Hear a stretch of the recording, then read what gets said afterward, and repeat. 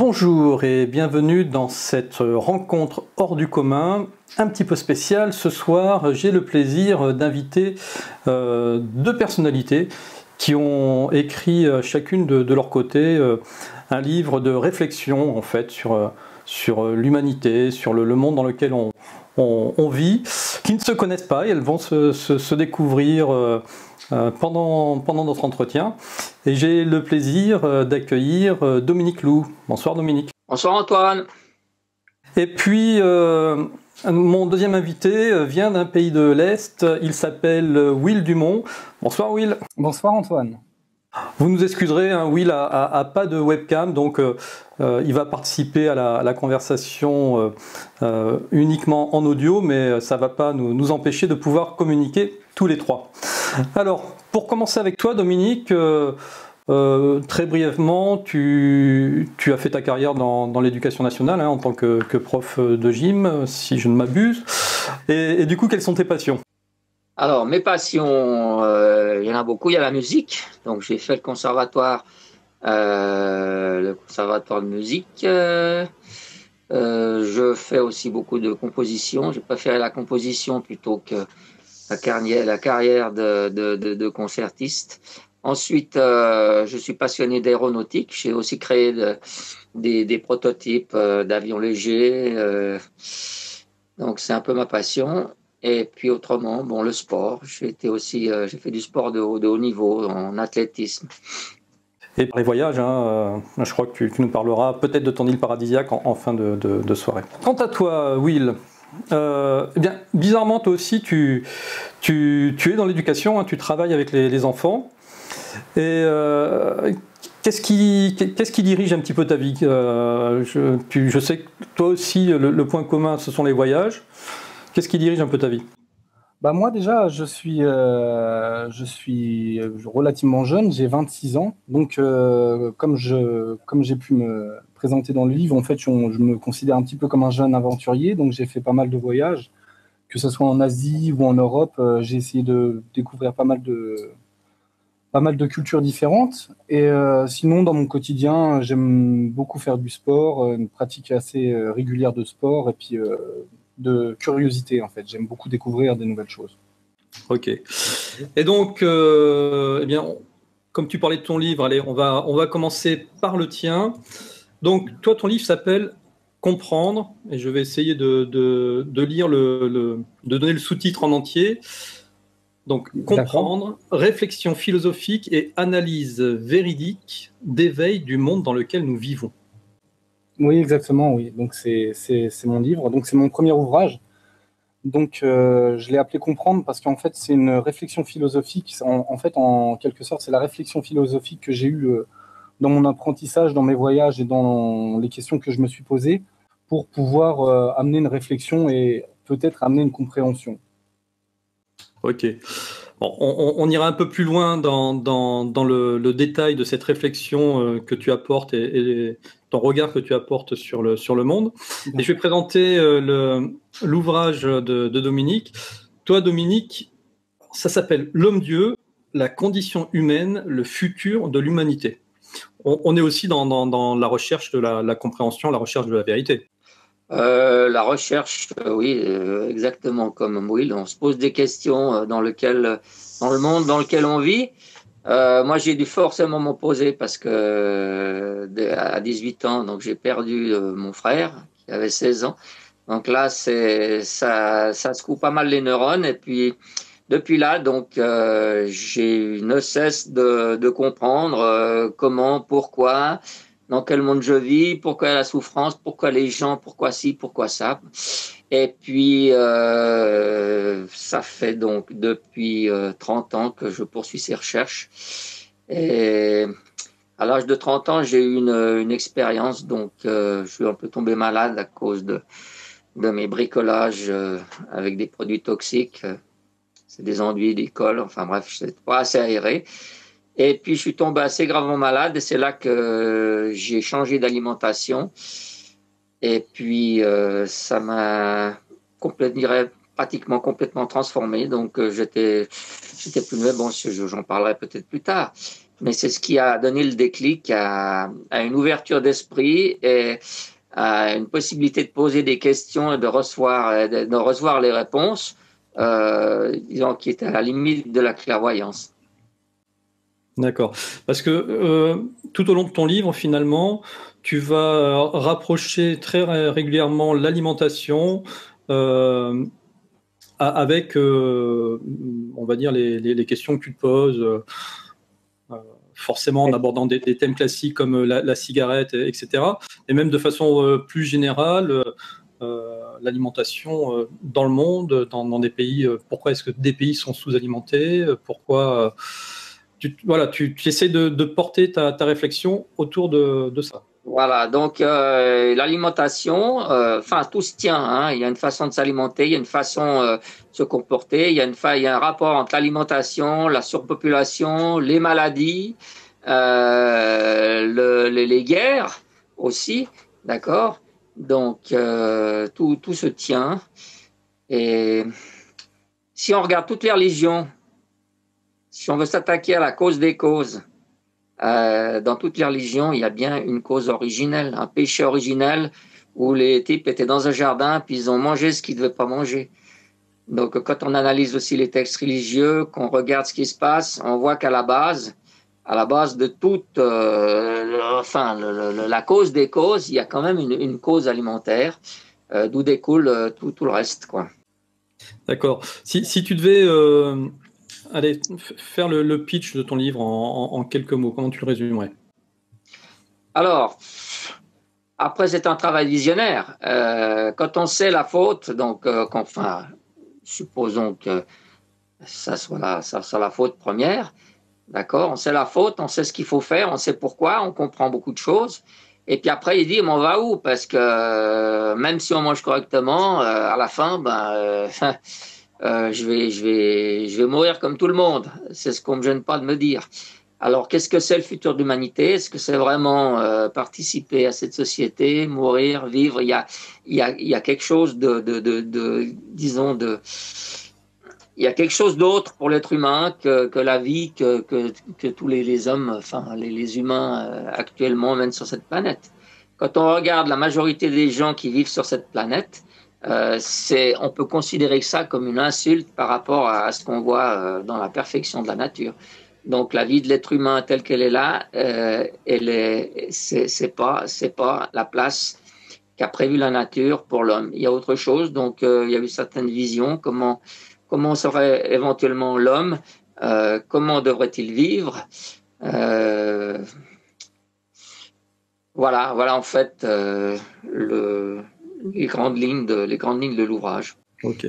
On y reviendra après un peu plus en détail tout à l'heure. Will, toi de ton côté, donc ton livre Comprendre, comment est-ce que toi aussi tu le résumerais en quelques mots? Moi, en fait, pour faire simple, j'ai voulu faire un livre qui permette d'expliquer la réflexion dans laquelle que j'ai eue durant ces quelques années. Donc, c'est à peu près durant les 4 dernières années de ma vie, au cours de mes voyages et aussi de ma vie personnelle.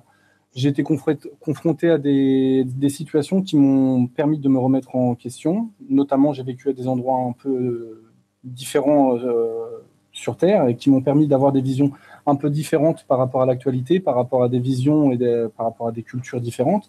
Et donc, c'est ça qui m'a permis de me remettre complètement en question. Et c'est là où, justement, je rejoins Dominique, notamment par rapport à quel est le rôle de notre existence sur Terre. En fait, c'était la question numéro 1. Pourquoi vivons-nous sur Terre? Quel est le but? Pourquoi? Et donc, d'après cette question-là, en fait, je me suis remis complètement en question et j'ai commencé à analyser. Donc, en fait, mon livre, il va d'étape en étape. En fait, j'ai commencé à analyser la société dans laquelle on vit, donc que ce soit du social, de l'économique.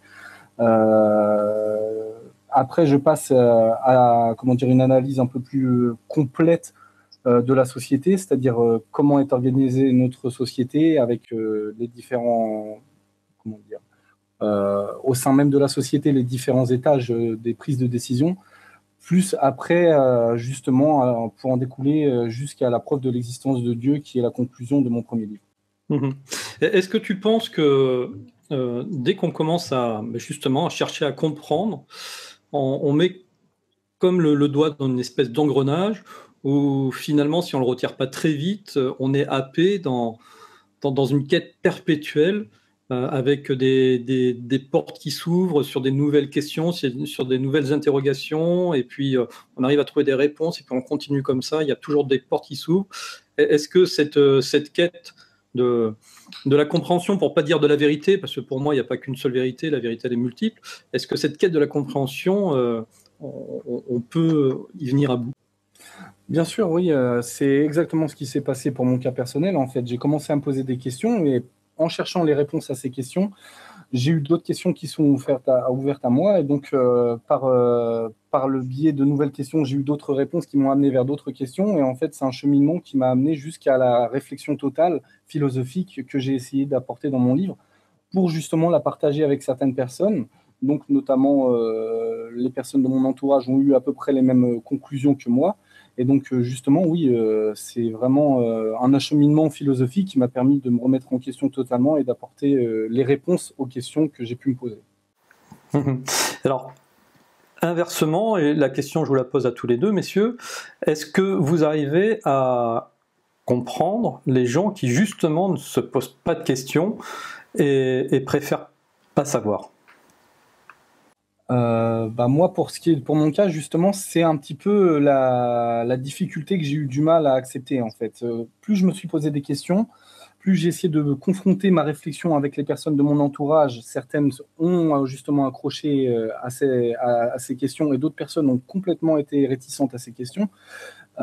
J'ai été relativement déçu justement par rapport à le questionnement que les gens autour de moi ont pu se poser, que ce soit autour de moi, dans mon entourage proche ou même mon entourage même lointain. Et donc c'est pour ça que ça m'a donné l'envie justement d'écrire et de partager ma réflexion, parce que je trouve que pas mal de personnes n'ont pas spécialement l'intérêt de se poser des questions parce qu'ils n'ont pas eu, comme pour Dominique, une nécessité de rechercher ou alors une confrontation comme moi, une remise en question. Et donc justement, par ce livre, j'espère justement leur donner l'intérêt de se poser des questions tout simplement. Et pour toi, Dominique? Alors, c'est exactement un peu le même problème que pour Will, c'est-à-dire qu'au début, j'étais tellement enthousiasmé par ces découvertes ou bien par les effets d'un changement de nourriture que je voulais le faire partager. Mais les gens me regardaient de travers, ils n'étaient pas prêts. Donc, ça veut dire que le prosélytisme d'essayer de... Il y a encore quelque chose de plus difficile que de s'astreindre à un régime, c'est pas de l'imposer aux autres. C'est Proust qui disait ça. Donc, pour dire qu'en fait, ici, on est à l'école de l'expérience, parce qu'on n'a pas pu apprendre autrement. Donc, les gens ont besoin de faire une expérience dans la vie pour pouvoir comprendre certaines choses. Et ce n'est pas avec des théories qu'on va changer quoi que ce soit, parce que les théories, ils les savent déjà. Donc, ils ont besoin de se confronter à une expérience dans cette vie. C'est l'école, j'appelle ça l'école des coups de pied au cul. Parce que généralement, c'est des expériences plutôt douloureuses ou malheureuses.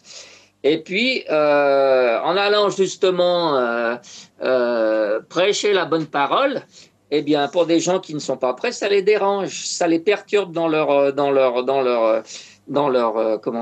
expérience ici. Donc, c'est pour ça après que j'ai arrêté. C'est-à-dire que j'ai mis l'information sur Internet, qui est disponible gratuitement. Et puis, c'est que ceux qui tombent dessus par hasard ou qui sont intéressés dans mes rencontres et tout, j'estime qu'il faut pas faire du prosélytisme, aller absolument avertir les autres ou faire partager ces découvertes, parce que les gens ne sont pas prêts à les recevoir. Et ça leur crée du tort. Comme disait la Bible, ne donnez pas vos perles aux pourceaux de peur qu'ils ne se retournent et vous piétinent. Donc, j'ai été aussi pas mal insulté. On vient dire à quelqu'un qu'il est malade parce que c'est peut-être un problème de nourriture. Je me suis fait insulter 2-3 fois, après j'ai arrêté, quoi. Et c'est ça qui est surprenant, parce que autant avec les recherches de Will, on le verra là aussi un peu plus tard, vu les thèmes qu'il aborde, ça peut être des thèmes qui font peur, qui souvent peuvent être mis dans la case théorie du complot, etc. Tu me diras, Will, ce que tu en penses. Mais autant la nourriture, ça touche tout le monde au quotidien, c'est vraiment l'acte qui est quotidien, qui est inné, auquel même on n'y réfléchit pas, ça touche tout le monde. Et on le voit bien. D'ailleurs, il y avait un très bon film, comment est-ce qu'il s'appelait, ce réalisateur, tu sais, qui pendant un mois avait mangé au McDo matin, midi et soir pour voir justement... Super Size Me, il était au McDo pendant un mois et en un mois il a pris 15 kilos. Le docteur lui a dit il faut arrêter sinon vous allez cardiaque. mourir. Donc tu vois, voilà, ça touche tout le monde. Et malgré le fait que ça touche tout le monde, c'est vrai que quand on regarde autour de soi, pour un peu qu'on ait un petit peu de connaissance au niveau de l'alimentation et qu'on essaye de la partager avec les autres, là aussi il y a une espèce de recul, de frein, comme si ça faisait peur, alors que logiquement ce serait même que du bon sens. Oui, bien sûr. Et même moi, justement, malgré les recherches où j'ai poussé des sujets un peu plus, comment dire, différents, il y a quand même une partie au début de mon livre qui parle justement de l'alimentation, parce que justement, comme je parle notamment des OGM et de la modification de l'alimentation, c'est quelque chose pour moi qui est justement même un réel danger pour l'humanité, parce que on sait que pour être sain dans son esprit, il faut avoir une alimentation saine pour pouvoir rester en bonne santé et avoir justement bien se sentir. Et donc c'est là où justement je rejoins Dominique de l'importance justement de l'hygiène de vie, de la nourriture et de l'hygiène de vie en général pour pouvoir être sain dans sa tête et dans son corps. C'est primordial dans la vie. Alors concernant ces OGM, tiens, parlons-en. Qu'est-ce que tes recherches t'ont permis de découvrir ? Moi, concernant les OGM, en fait, donc là, c'est vraiment dans la deuxième partie de mon livre. En fait, j'aborde les sujets des OGM et des vaccins. En fait, je les ai mis ensemble. C'est vraiment pour montrer justement la dégradation des conditions sanitaires dans nos sociétés, en fait, surtout occidentales, où on voit que la nourriture est vraiment placée à un niveau vraiment. On se nourrit pour se nourrir et pas pour le bien-être. En fait, on a perdu la sensation du bien-être, de bien se nourrir pour être bien dans son corps. Et donc, justement, je montre l'explosion des OGM dans les pays européens avec le développement de la malbouffe. On a cité McDo, notamment, c'est vraiment l'un des exemples numéro un. Et notamment, j'en arrive même à justement la conclusion, je ne sais pas si vous en avez entendu parler, mais notamment de l'arche de Noé des graines, en fait, l'arche des graines qui se trouve notamment en Norvège, où en fait, toutes les graines qui sont sur Terre sont stockées dans une arche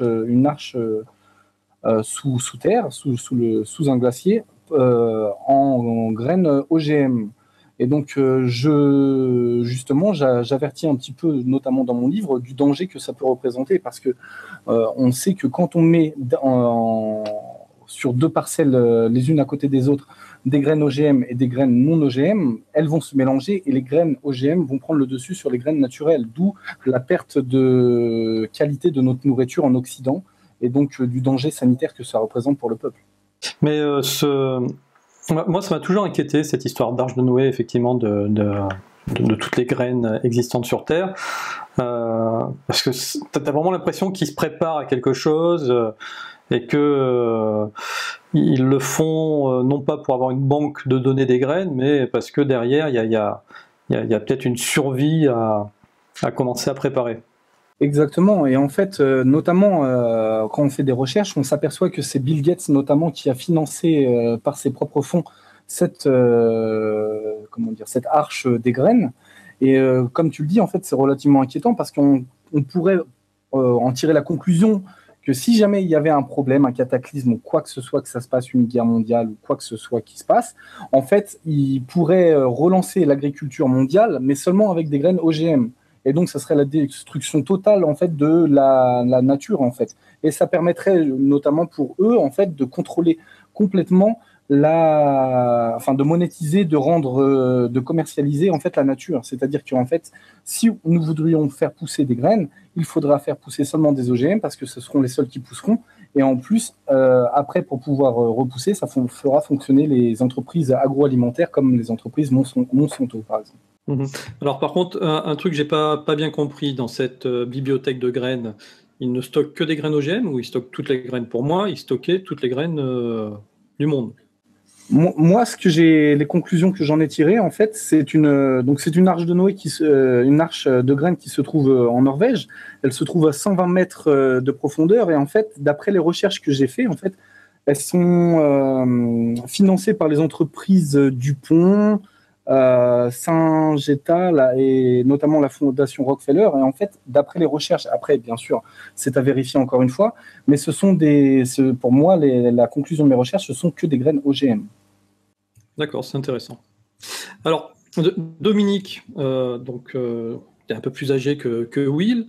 Donc, tu as dû voir à un moment donné arriver, toi qui t'es intéressé à l'alimentation toute ta vie, arriver en masse comme ça, cette culture intensive via les OGM.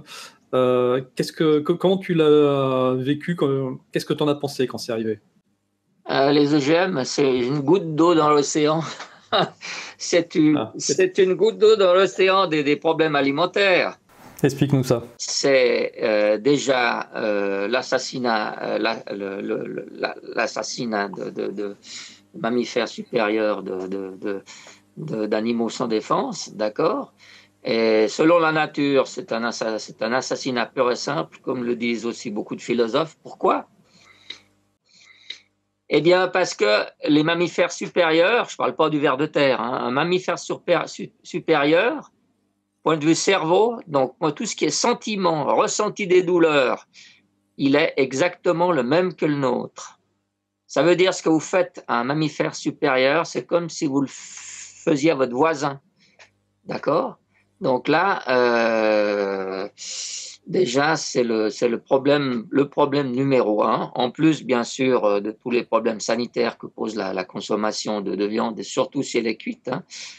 Par exemple, vous prenez rien qu'un steak rouge sans graisse. Même dans la viande rouge, il y a 30% de graisse. Donc, les graisses cuites ou frites sont extrêmement cancérigènes. Dans un poulet cuit au grill, il y a autant de matière cancérigène que dans environ 500 cigarettes. Donc voilà, il faudrait déjà se poser des questions sur ce plan-là. Et c'est pour ça que je dis donc les OGM, c'est qu'une petite goutte d'eau comparée à d'autres choses, déjà le plus important, le massacre des animaux, je pense aux mammifères supérieurs. D'accord. Alors, pour toi, finalement, cette histoire d'OGM, c'est dangereux, voilà, c'est pas terrible pour la santé. Finalement, pour toi, c'est pas c'est pas la cause la plus importante. Ce serait presque des os à ronger, c'est-à-dire ça détournerait l'attention du grand public qui se focaliserait sur les OGM, alors que les véritables causes des désastres de santé du fait de l'alimentation seraient ailleurs.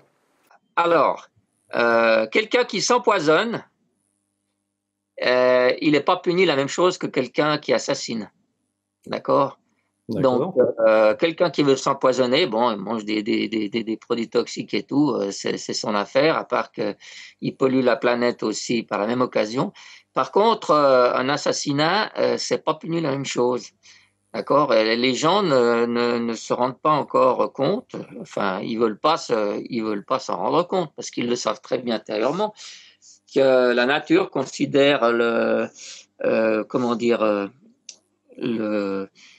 la mise à mort d'un mammifère supérieur comme un meurtre. Voilà. Alors bien sûr, dans la nature, il y a le lion, tout le monde dans la nature s'entretue, mais il y a une différence entre le lion qui est euthanasie, qui prend un animal en fin de vie, puis qui choisit vraiment celui qui est malade, alors que nous, on tue jeunes, vieux, petits, tous dans le même panier, et on parque encore ces animaux par-dessus le marché pendant toute leur vie. Donc, il ne s'agit absolument pas à comparer avec ce qu'on voit dans la nature. Mais quand tu parles des animaux, le massacre des animaux supérieurs, comment dire, tu parles de toute espèce confondue, ou tu focalises surtout sur ces animaux qu'on retrouve ensuite dans nos assiettes? Ah, c'est les animaux qu'on a dans l'assiette, c'est-à-dire les bovins, les ovins, les poulets, tous ces animaux ces animaux de batterie qu'on consomme chaque jour. Même en allant prendre une vache dans un pré qui est en totale liberté, et puis lui dire bon, viens ici, toi, je te un coup de pistolet dans la tête. Même si la bête a bien traité, c'est quand même un meurtre. C'est pas. Il faut faire la différence entre l'euthanasie, où il y a un petit vieux qui est en train de mourir et puis qui supplie comment dire, pour mourir. Alors là, il y a un lion qui le croque, ou bien il y a quelqu'un qui lui donne une pastille et puis il quitte. Vous risquez quoi d'un point de vue juridique? Pratiquement l'acquittement. Par contre, vous avez un petit vieux qui est encore en bonne forme, une balle dans la tête, vous le prenez pour 20 ans de prison. Voilà la différence en fait entre l'euthanasie et puis le meurtre ou l'assassinat pur et simple. C'est à mettre en relation avec ce qui se passe dans la nature, qui euthanasie, d'accord, par rapport à l'être humain, lui, qui assassine purement et simplement. Voilà, il y a quand même une grande différence. C'est pas comparé à ce qu'on voit dans la nature. Donc c'est là le problème. Donc numéro 1, à mettre ensuite le problème numéro 2 avec tout ce qui est empoisonnement. Donc les OGM. Ensuite la cuisson des aliments. C'est très bien que cuire ces aliments, dans une patate cuite à l'eau, il y a 200 ou 300 espèces chimiques nouvelles.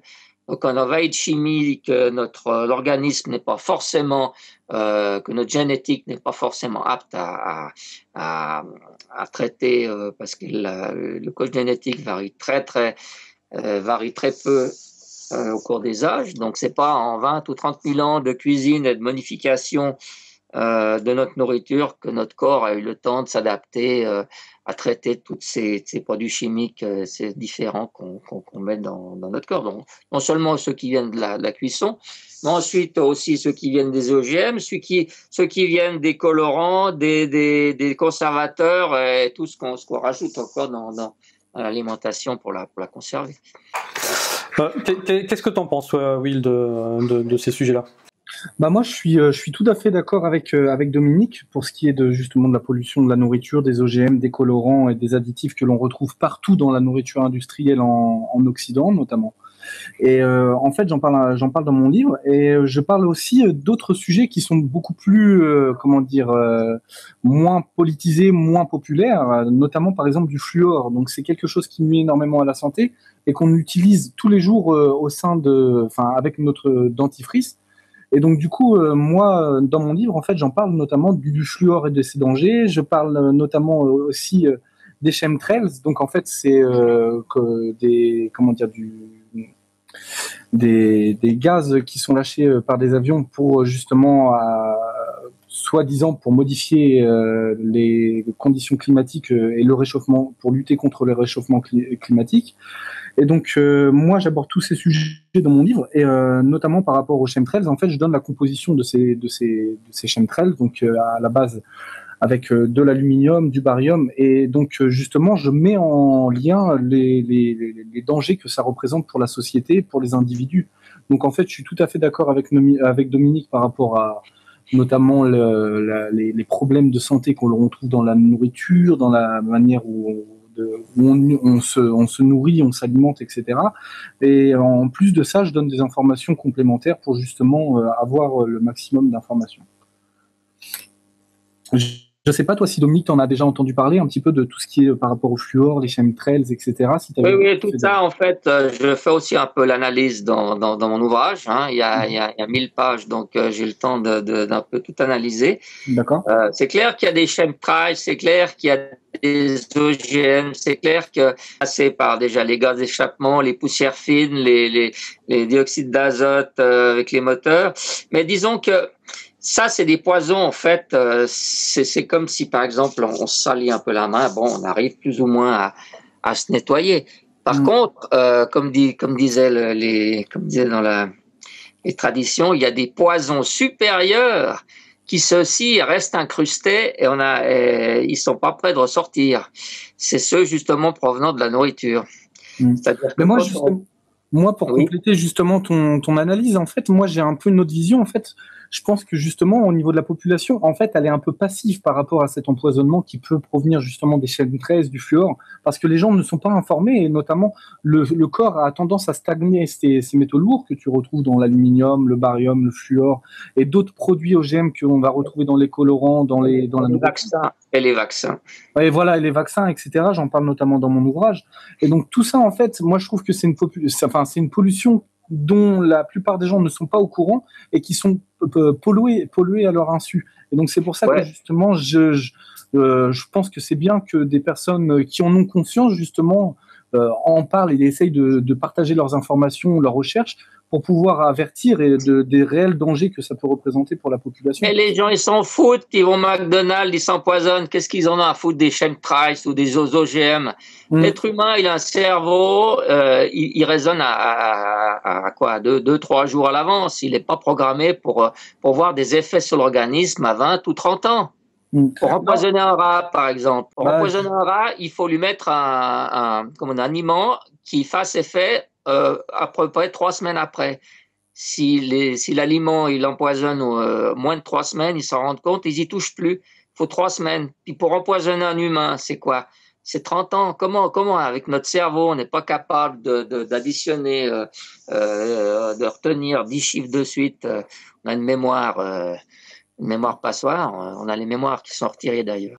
L'être humain en groupe, donc la foule, elle est complètement stupide parce qu'elle peut pas raisonner à long terme. On n'a pas la cervelle, on n'a pas la mémoire pour raisonner à long terme. Donc les chemtrails, tout ce qui va se passer demain ou après-demain, ça n'existe pas. Vas-y, dis-nous, Will, c'est quoi ton avis là-dessus? Tout à fait d'accord, mais je trouve que justement, d'où l'importance que le travail que les chercheurs de vérité peuvent faire, que ce soit ton livre, mon livre, le travail de Miasme TV, de Rock Soccer et de beaucoup d'autres, notamment de Claire Sévérac, que je la cite notamment dans mon livre et je voudrais la remercier pour son travail et pour toutes ses recherches qu'elle a fait concernant ces sujets-là. En fait, je trouve que c'est réellement important, malgré la mauvaise foi de pas mal de personnes de pas vouloir voir les dangers que cela peut représenter pour eux, pour leurs enfants et pour le futur. Mais je pense que notamment c'est important qu'il y ait toujours des donneurs d'alerte, des personnes qui vont pouvoir donner les informations pour leur rappeler faites attention, nourrissez-vous correctement, ne consommez pas des aliments qui peuvent représenter un danger pour vous et faites attention, prenez en conscience que par exemple quand vous voyez des avions, des chemtrails, etc., que c'est mauvais pour vous et que c'est dangereux et essayez d'en communiquer autour de vous. C'est notamment pour ça que je trouve que c'est important qu'il y ait des personnes comme nous qui transmettent les informations au maximum de personnes possible, même si la plupart des gens sont réticents à entendre ce type de vérité, malheureusement. Ouais, ça c'est exact, c'est vrai que c'est un problème.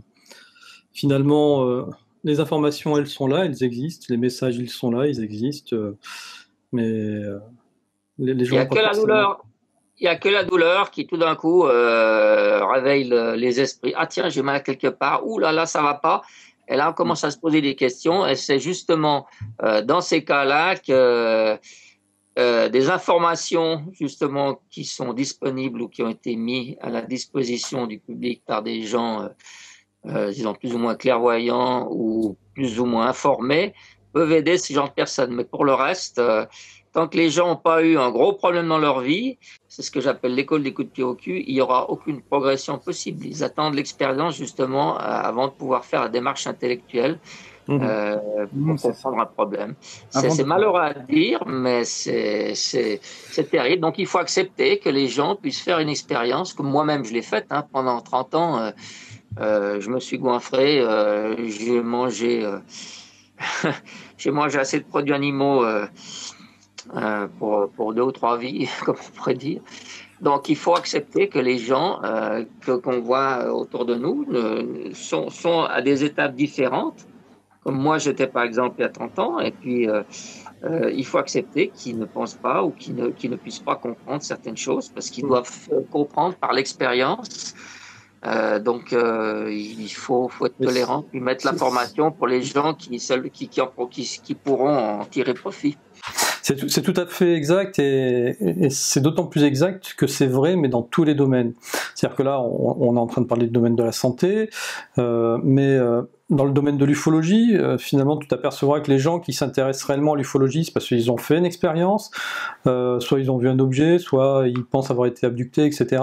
Ceux qui vont s'intéresser aux phénomènes paranormaux, aux esprits, etc., c'est parce que aussi ils ont fait une expérience, ils ont peut-être vu quelque chose de bizarre, ils ont peut-être fait un Ouija quand ils étaient jeunes, et puis il arrivait des choses un petit peu bizarroïdes. Donc, est-ce que ça signifie que finalement, pour que l'être humain s'intéresse à quelque chose, il faut qu'il y ait forcément des éléments déclencheurs, parce qu'il n'a pas la curiosité de pouvoir s'intéresser à tout ça Moi, je trouve que justement, les éléments déclencheurs, justement, les grosses remises en question que la population devrait avoir, en fait, ils sont déjà autour de nous, en fait. Parce que, par exemple, si on continue sur le sujet de la nourriture, on voit bien que la maladie, par exemple, les maladies d'Alzheimer, elles sont en totale explosion. Qu'on voit que, par exemple, l'autisme chez l'enfance, les problèmes de naissance, etc., ils sont également en problème, enfin, ils sont en explosion dans nos sociétés occidentales. Donc, autour de nous, en fait, on voit l'explosion des cancers, de toutes ces maladies. Autour de nous, on entend pas toujours des histoires de personnes qui tombent malades, qui décèdent à des âges, comment dire, précoces. Et en fait, le problème, c'est que les gens n'arrivent pas à assimiler les informations que certaines personnes peuvent leur transmettre avec des faits réels qui se trouvent autour d'eux, en fait. Parce que, en fait, moi, je trouve que les éléments déclencheurs qui leur permettraient d'avoir une remise en question et de se poser des questions, mince, c'est quand même assez bizarre, tout ce qui se passe en ce moment, et ils se posent pas les questions. Et donc, c'est pour ça que je trouve qu'il y ait des personnes qui permettent de faire le lien entre les faits de société, les problèmes qu'on retrouve dans nos sociétés, les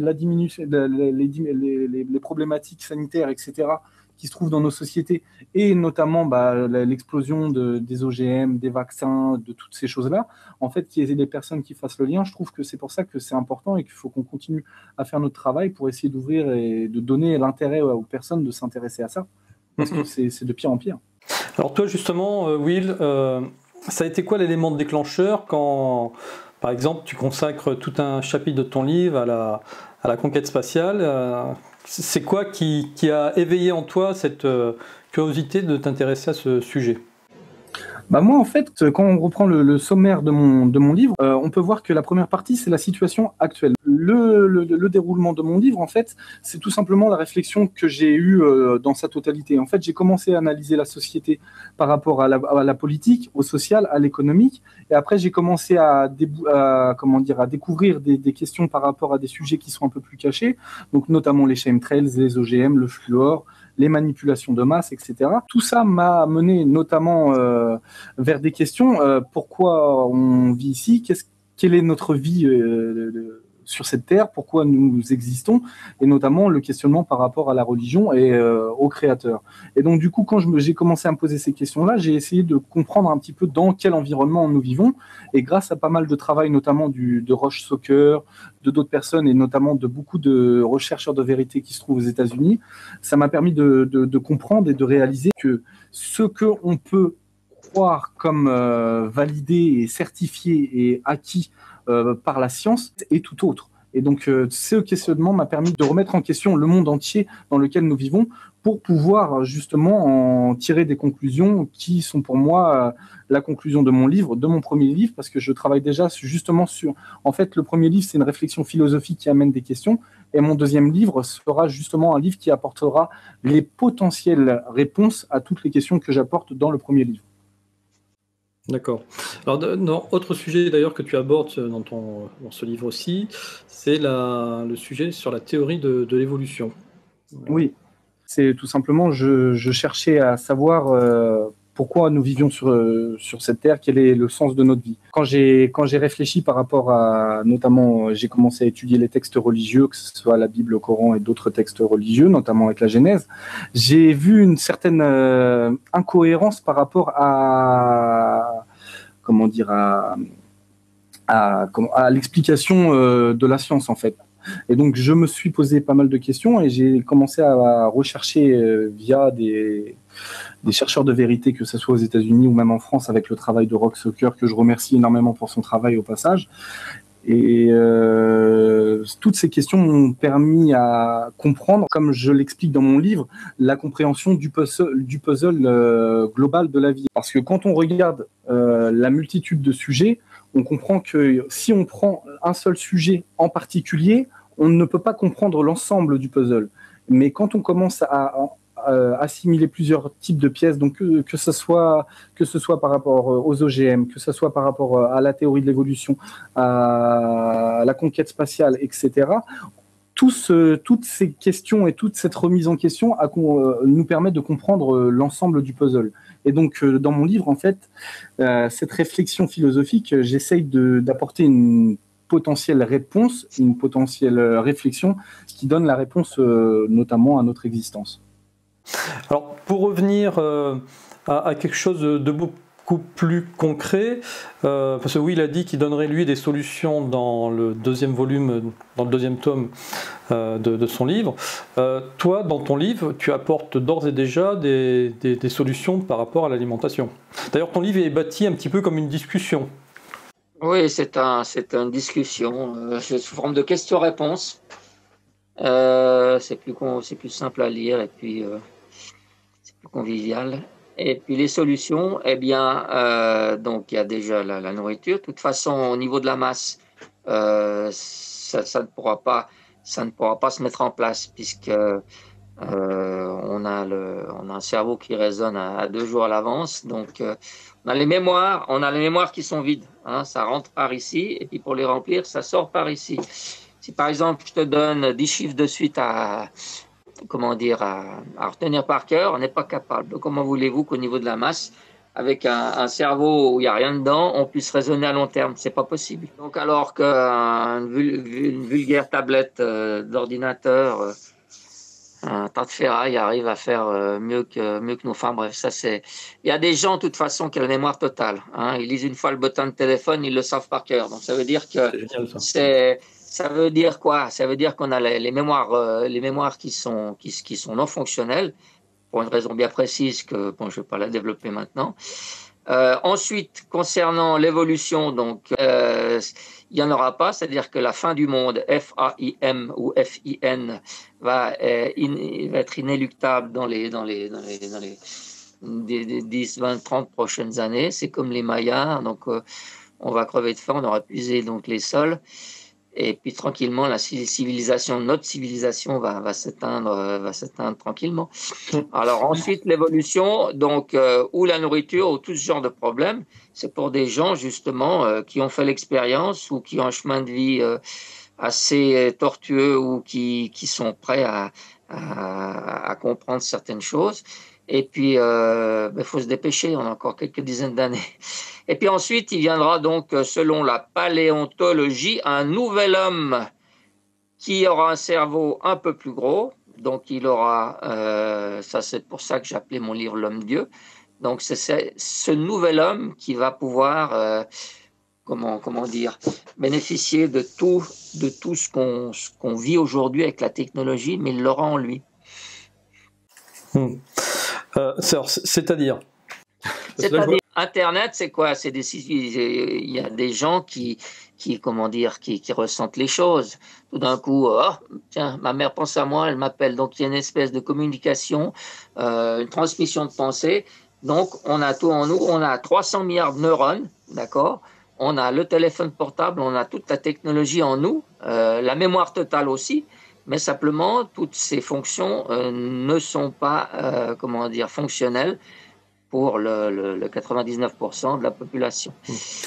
Alors, ces fonctions non fonctionnelles, tout à l'heure tu parlais de la mémoire, certains qui avaient une mémoire extraordinaire et puis la majorité non. Est-ce que tu penses qu'il y a une volonté derrière qui a été de mettre quelque chose en place pour brider ces capacités humaines? Exactement. C'est-à-dire que normalement, chez tous les mammifères supérieurs, chez tous les animaux, ce qui est bon pour le palais c'est bon pour le corps. Ce qui est mauvais pour le palais, c'est mauvais pour le corps. Hein. C'est comme ça qu'un animal, il choisit sa nourriture, il le goûte. D'abord, il le sent, comme ça lui évite de goûter tout. Et puis, si c'est pas bon, il crache. Si c'est bon, il le mange. D'accord? Alors maintenant, si on prend là, bien sûr que ça marche qu'avec les aliments crus. Si maintenant on prend une pomme de terre, hein, et puis que tout d'un coup on la goûte, on dit cette pomme de terre elle est pas bonne. Ça veut dire quoi? Ton organisme il te dit, eh bien écoute, la pomme de terre elle est pas pour toi. Alors nous ce qu'on fait, eh bien pour la manger quand même, on la cuit, on la sale, et puis on mange en fait quelque chose qu'on ne devrait pas manger. Donc c'est une espèce de mensonge. D'accord?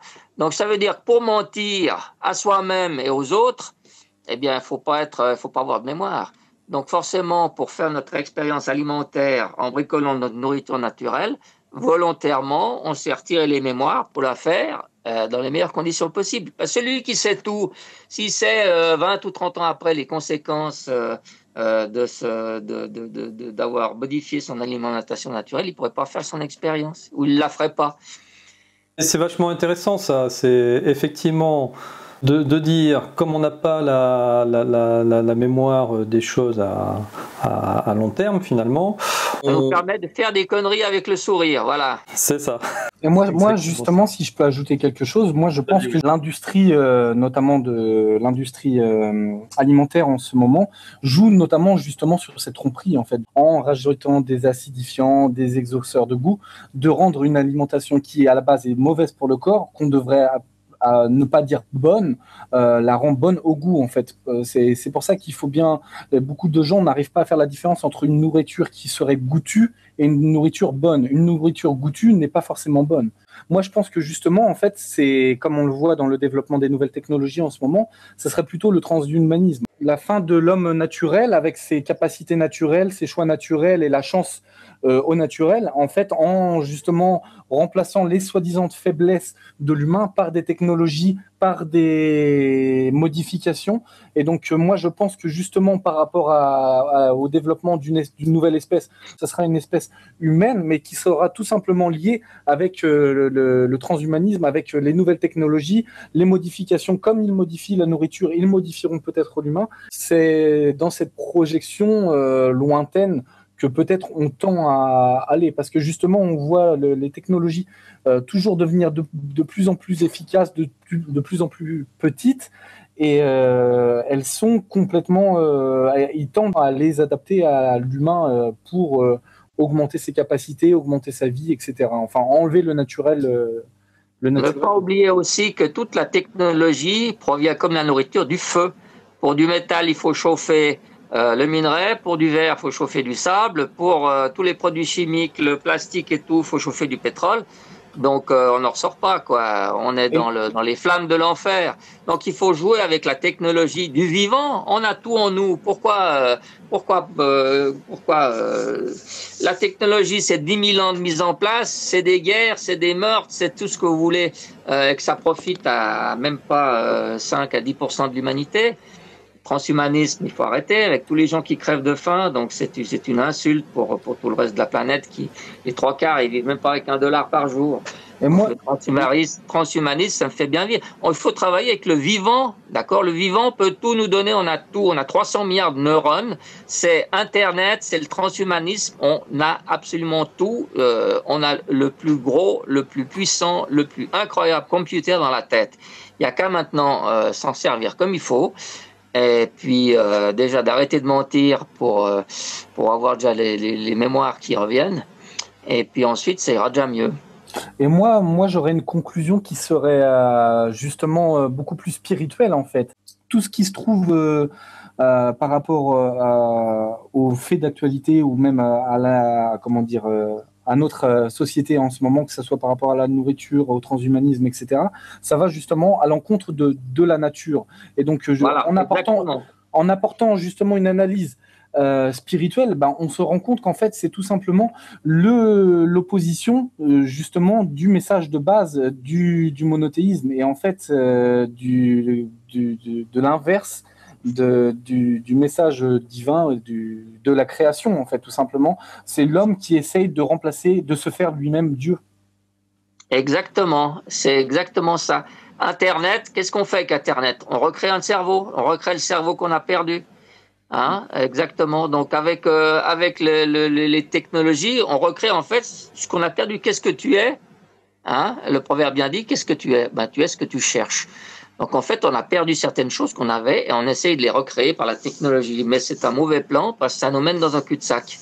Et on se rend compte que tout cela est basé sur le mensonge, sur la tromperie, et c'est l'inverse, notamment de la bonté, de la vérité, de la nature, tout simplement. Eh oui, puis au moins, si ça pouvait profiter à tout le monde, d'accord, ça peut profiter qu'à quoi?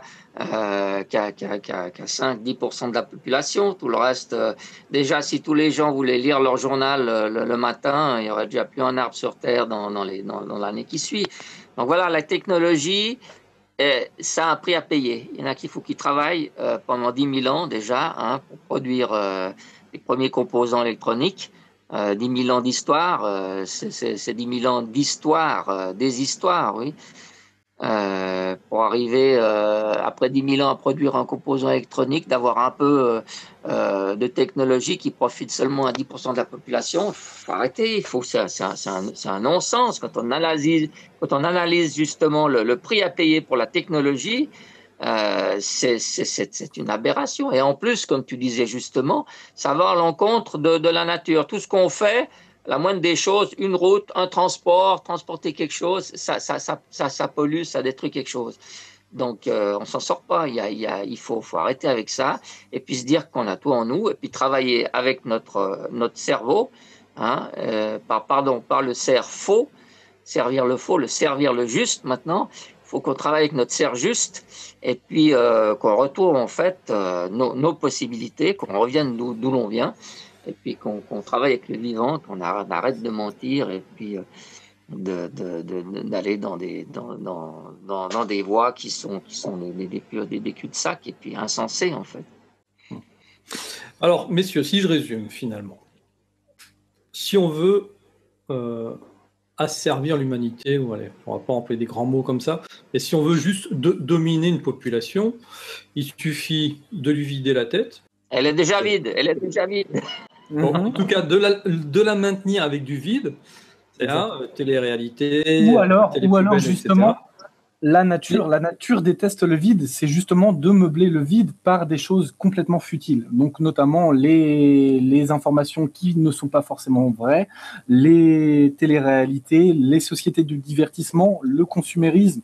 Et donc toutes ces choses, en fait, sont utilisées par la société pour meubler le vide qui existe en nous, en fait, dans notre... C'est ça, et c'est surtout ne pas permettre à ce vide d'être meublé par des choses intelligentes. Et le deuxième, c'est là où je voulais en venir. Et le deuxième axe, donc vider la tête, ou en tout cas la remplir de conneries, et remplir le ventre, voilà, du pain et des jeux. Les Romains avaient tout compris. C'est comme ça qu'ils arrivaient à devenir les maîtres du monde, hein, et à maîtriser leur population. Exactement.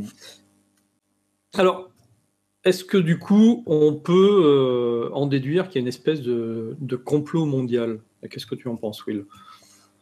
Moi déjà, le mot complot, en fait, c'est déjà mettre toutes ces informations, toutes ces recherches et toute cette réflexion dans une case. Et je trouve que déjà, ça restreint énormément la vision des choses. Mais comme je l'explique dans mon livre, il y a un puzzle en fait, tout simplement de la vie, en fait, de notre existence. Et on se rend compte qu'en mettant toutes les pièces les unes à côté des autres, en essayant de chercher la vérité ou du moins la véracité des informations.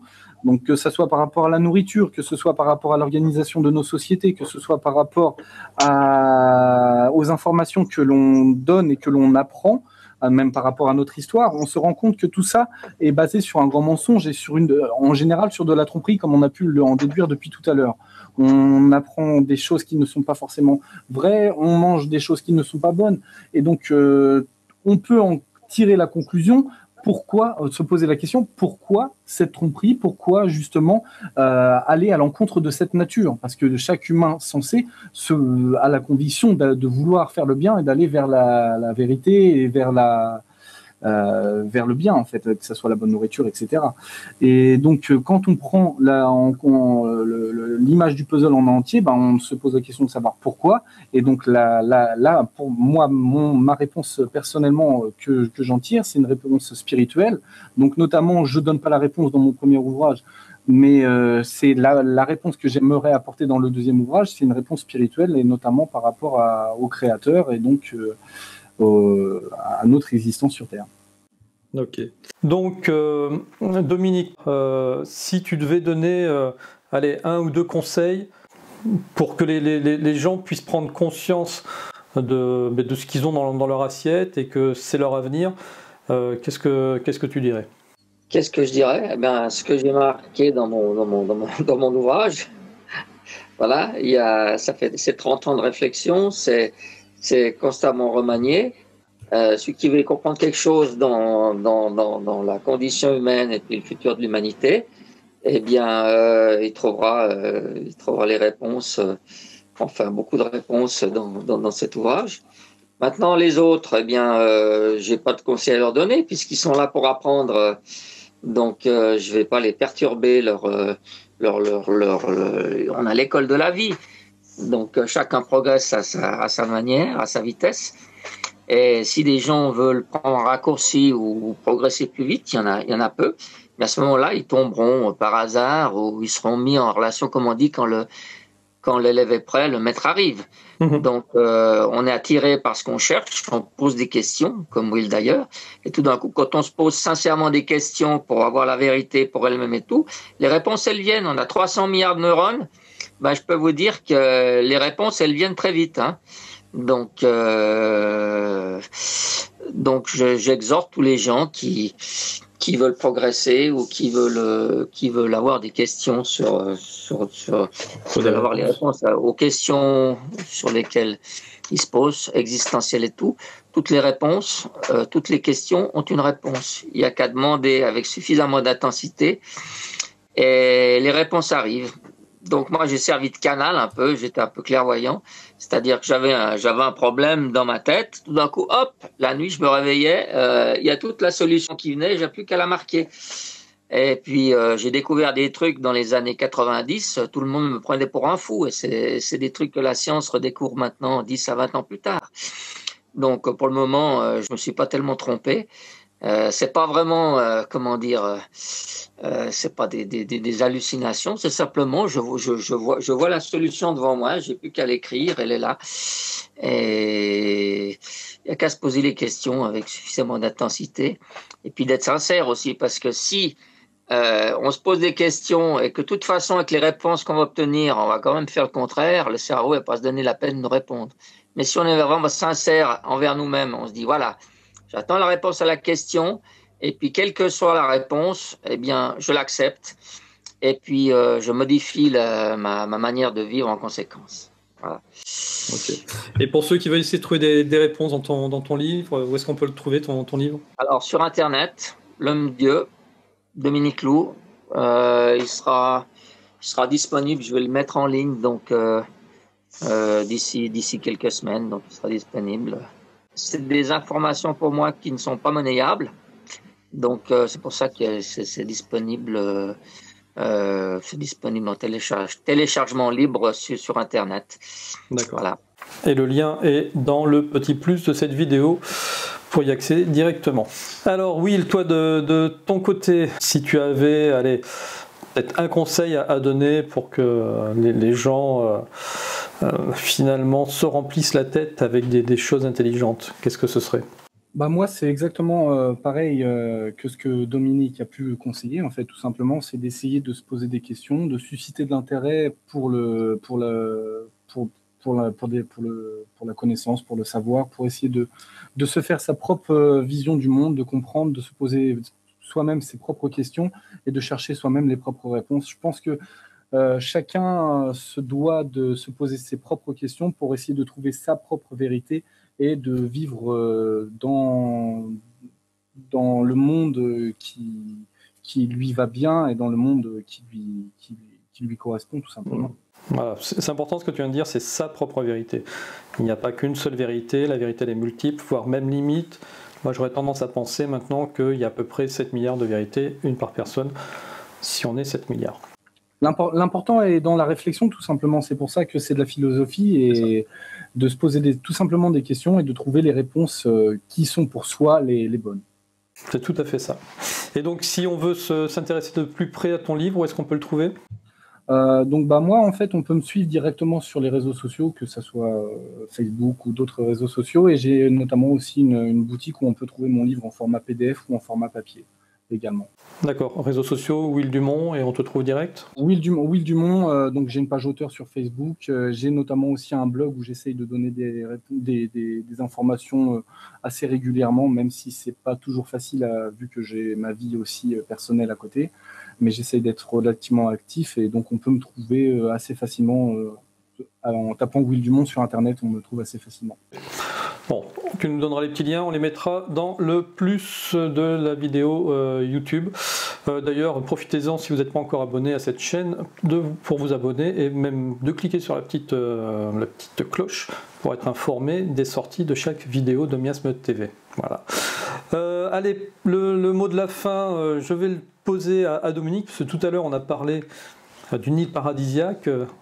C'est quoi ce projet, Dominique? Alors le projet, c'est de revivre, comment dire, à l'écart de la société, ou bien au moins faire une expérience, de revivre au Jardin d'Éden. C'est-à-dire que c'est une île, il y aura, on va planter donc tous les fruitiers de la planète.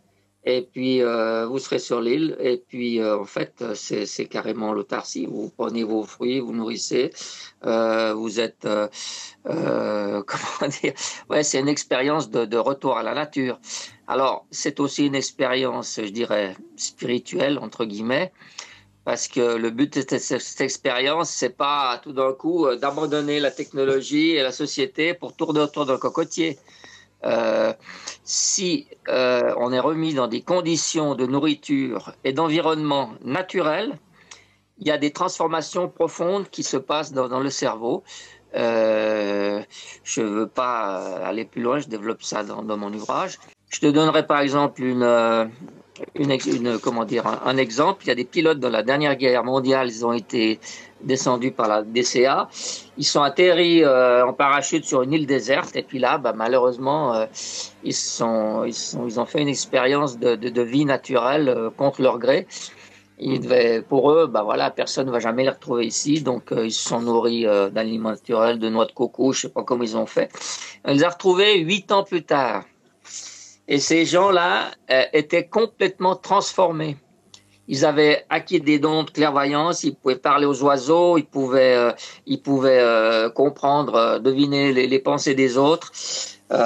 Donc c'est un peu dans cet état d'esprit que le retour à la nature peut éventuellement nous permettre de ressentir ou d'avoir certains développements du cerveau qui justement pourraient nous faire ressentir et comprendre que on a tout dans le cerveau et qu'on n'a pas forcément besoin de la technologie de la société pour faire tout ce qu'on veut faire sur la planète. Ouais, tu l'organises avec qui ce projet? Alors, je l'organise avec un ami aussi qui vit en Indonésie, qui est propriétaire de l'île. Et puis, il mange aussi crudivore. Depuis bientôt 20-30 ans aussi, on va monter ce projet ensemble là-bas. Donc, ça pourra faire prendre conscience aux gens avec une retraite justement immergée complètement dans la nature. Et puis, avec de la bonne nourriture, hein, parce que les fruits, il y en a 200 sortes. Et puis, je peux vous dire que quand vous avez goûté certains fruits de qualité, je dirais sauvages, pas ceux qu'on trouve dans le commerce, et puis envie de revenir à la gastronomie, parce qu'en fait, c'est la gastronomie qui imite ce qu'on a perdu. D'accord? C'est pas le contraire. C'est pas les fruits qui vont remplacer la gastronomie. Donc, on a tout dans la nature, les goûts salés, on a tout ce qu'on veut. Il y a des fruits crème fouettée, crème au chocolat. Quoi, le fruit crème chocolat, il faudrait que tu me donnes le nom. C'est pas juste des bananes et des pommes. Donc voilà, alors immergé avec une nourriture naturelle dans un environnement naturel, tout d'un coup, il y aura beaucoup de choses qui vont se passer au niveau de la cervelle et tout d'un coup, il y aura une autre vision, une transformation intérieure qui va vous faire voir la vie, le monde, la technologie, la société sur un autre angle. Voilà en fait le but de cette expérience et de faire partager aussi quelque chose de très important, c'est que dans un environnement naturel, avec une nourriture naturelle, il y a comme sur tous les autres animaux de la planète, une régulation naturelle des naissances. D'accord? C'est pas forcément quand on fait l'amour avec quelqu'un qu'on va forcément avoir un enfant à chaque fois. Ouais, mais Il y a une si régulation naturelle. vous êtes deux mecs, la régulation naturelle des naissances, ça va se faire naturellement. C'est-à-dire? Bah, si tu vas avec un copain sur ton île déserte. Mais non, mais attends, avec le copain, c'est celui avec lequel j'organise la chose. Mais il y aura donc on va faire un complexe. Ah, vous serez pas à deux, on va d'accord. faire un complexe touristique où les gens pourraient venir. Et puis en plus sur l'île, il y aura des résidents. Dis tiens, moi j'en ai marre de la société. Allez, je viens sur ton île et puis j'envoie tout promener. Et puis Hakuna Matata, là, comme dans Le Roi Lion, on cueille des fruits et puis on attend de voir ce qui se passe. Hein. C'est mieux que l'usine quand même. Avec une plage paradisiaque, des fonds marins exceptionnels. Que demande le peuple? Bah écoute, je pense que ça va plaire à Will qui aime bien voyager. Ah bah, ouais. C'est clair. S'il fait trop froid l'hiver dans les pays de l'Est, là, il faut qu'il vienne. Il prépare son pagne de feuilles de banane et puis il vient. Voilà, c'est ça. Venir me baigner. Voilà, ça serait parfait. L'hiver, c'est bien. Un excellent projet, oui. Redécouvrir la nature, c'est sûr que l'homme dans son environnement naturel, c'est là où il vit le mieux, tout simplement. Ok. Bon, en tout cas, messieurs, je vous remercie pour cet entretien. Donc, je rappelle le livre de Dominique Lou, c'est L'Homme-Dieu, donc que vous pouvez télécharger d'accès libre depuis son site. Et le livre donc de Will Dumont, Comprendre, que vous pouvez aussi trouver sur son site. Le lien est sur la page. Messieurs, je vous remercie d'être passés nous voir. Et puis je vous dis à très bientôt. Merci Antoine. Merci Antoine et merci à Dominique pour cette très intéressante conversation. Merci à toi Will aussi pour ta recherche et puis tout ce que tu fais pour essayer d'y voir clair dans ce dédale de la condition humaine. Voilà, la vie contemporaine. Puis comme quoi on peut réunir deux générations différentes autour d'un même thème. Hakuna Matata, c'est le mot de la fin. Ciao, ciao.